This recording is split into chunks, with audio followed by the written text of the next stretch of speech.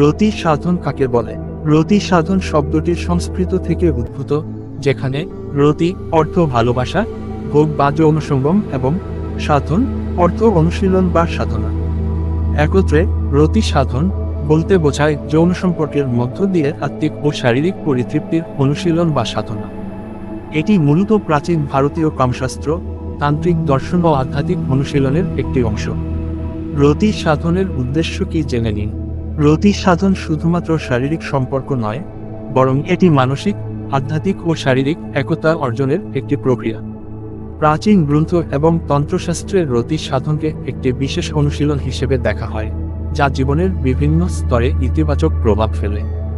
এর প্রধান উদ্দেশ্য: 1. দাম্পত্য জীবনে সুখ ও পরিতৃপ্তি আনয়ন। 2. শারীরিক ও মানসিক স্বাস্থ্য রক্ষা। 3. আত্মিক উন্নতি ও যোগসাধনা। 4. উচ্চতর চেতনার বিকাশ। 5. শক্তির সঠিক ব্যবহার ও নিয়ন্ত্রণ। প্রাচীন শাস্ত্রের রতি সাধন সম্পর্কে কি বলেছে? 1. কামসূত্র ও রতি সাধন। ভারতের প্রাচীন কামশাস্ত্র বাৎসায়নের কামসূত্র গ্রন্থে যৌনসঙ্গমকে কেবল প্রজনন নয়, বরং শিল্প ও সাধনার একটি অংশ হিসেবে বিবেচনা করা হয়েছে। এখানে বলা হয়েছে যে সঙ্গমের মাধ্যমে শারীরিক আনন্দ পাওয়ার পাশাপাশি মানসিক সংযোগ বৃদ্ধি পায়। 2. তন্ত্রশাস্ত্রে রতি সাধন।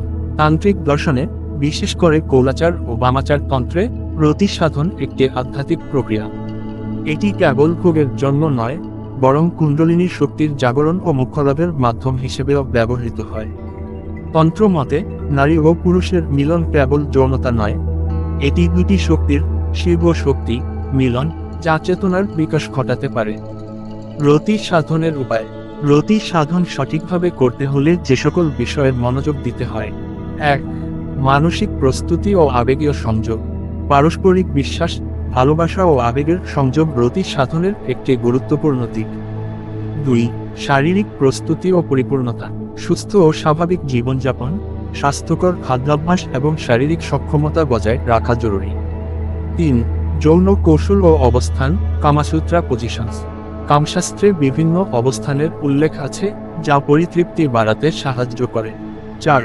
তান্ত্রিক অনুশীলন। তন্ত্র মতে শ্বাস নিয়ন্ত্রণ, মন্ত্র জপ, মুদ্রা ও বিশেষ পদ্ধতির মাধ্যমে রতি সাধন করলে উচ্চতর চেতনার বিকাশ ঘটে। উপসংহারে বলা যায়, রতি সাধন শুধু শারীরিক সম্পর্ক নয়, এটি একটি শিল্প, আধ্যাত্মিক চর্চা ও মানসিক সংযোগের মাধ্যম। কামশাস্ত্র ও তন্ত্র মতে এটি আত্মার পরিতৃপ্তি এবং শক্তির সঠিক প্রবাহ নিশ্চিত করতে পারে। সঠিক পদ্ধতিতে এবং পরস্পরের প্রতি সম্মান রেখে এই সাধনায় নিমগ্ন হলে এটি জীবনে আনন্দ, প্রশান্তি ও পূর্ণতা আনতে পারে।